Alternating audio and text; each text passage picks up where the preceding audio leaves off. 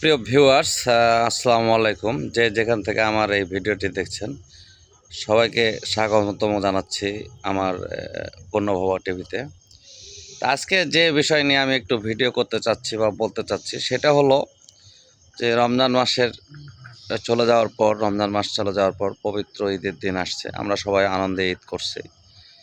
তো সমস্যা নাই, আল্লাহ সবার ঈদের দিন পার করছে বা ঈদের দিন কেউ গোস্ত খাইছি বা কেউ সেমাই খেতে পারছি বা পারছি না, বা যেভাবে হোক ঈদকে পাড়ি দিয়েছি আমরা। কিন্তু ওই জন্য না, আমি একটা বিষয় অত্যন্ত কষ্ট পেয়েছি, অত্যন্ত মানে আমাকে হৃদয়কে আঘাত করছে এবং আমার রক্তক্ষরণ হয়েছে হৃদয়ে। যে আমি জিনিসটা আপনাদের সাথে শেয়ার করতে চাই যে দেখেন, বাংলাদেশের নেতারা কতটা মানে নিষ্ঠুর, এবং কর্মীদের প্রতি কতটা তারা নিষ্ঠুর সেটা আমি বোঝানোর জন্য এই মানে ভিডিওটা দেওয়া।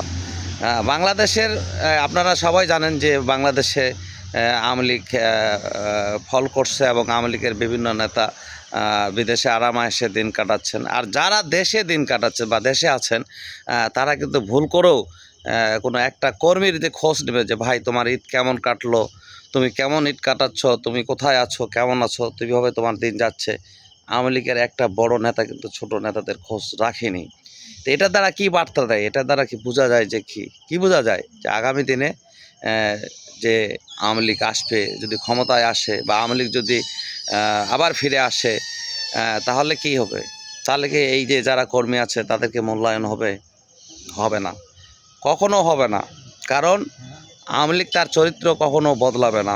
আওয়ামী লীগ ক্ষমতায় যখন থাকে তখন কর্মীদের কথা ভুলে যায়, ক্ষমতা থেকে যখন চলে যায় তখন কর্মী ছাড়া আওয়ামী লীগ কিছু বোঝে না। কিন্তু এই গত রমজান মাসের ঈদে তো এই ঈদ হওয়া কয়েকদিন হলো, ঈদের আনন্দ এখনও চলছে। কিছু কিছু আওয়ামী লীগের নেতা, বড় বড় নেতা, তারা কর্মীদের ভুলে বিভিন্ন জায়গায় ভ্রমণ করছে, বিভিন্ন জায়গায় ট্যুর করছে, আনন্দ ভ্রমণ করছে, দেখছি আমরা ফেসবুকে বা বিভিন্ন মাধ্যমে আমরা জানতে পারছি বিভিন্ন সোর্সে।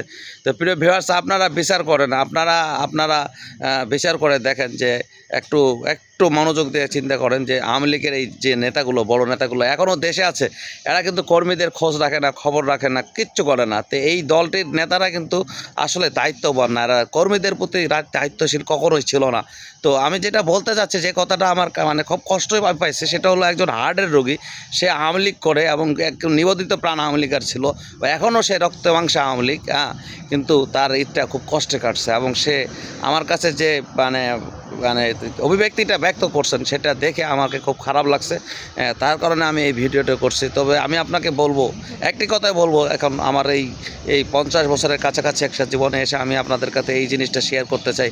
আপনি যদি কোনো দল করতে চান, সে দলের আগে নেতাটাকে ভালো দেখবেন, নেতার ক্যারিয়ারটা দেখবেন, সে নেতাটা কোথার থেকে আসছে, কীভাবে আসছে। আগামী দিনে নেতা নির্বাচন করবেন, তারপরে আপনি দল করবেন, তার আগে কোনো দল করতে যাবেন না। কারণ ভুয়া নেতাদের, ভুয়া আদর্শহীন নেতাদের পিছনে ঘুরে ঘুরে আপনার জীবনটা নষ্ট হয়ে যাবে, পাশাপাশি আপনি পারিবারিকভাবে ক্ষতিগ্রস্ত হবেন, অর্থনৈতিকভাবে ক্ষতিগ্রস্ত হবেন, সামাজিকভাবে প্রতিপন্ন হবেন। কারণটা দেখতেই পাচ্ছেন, এখন কিন্তু বাংলাদেশে কেউ আর জয় বাংলা বলতে পারতেছে না। কেন পারতেছে না সেটাও আপনারা জানেন।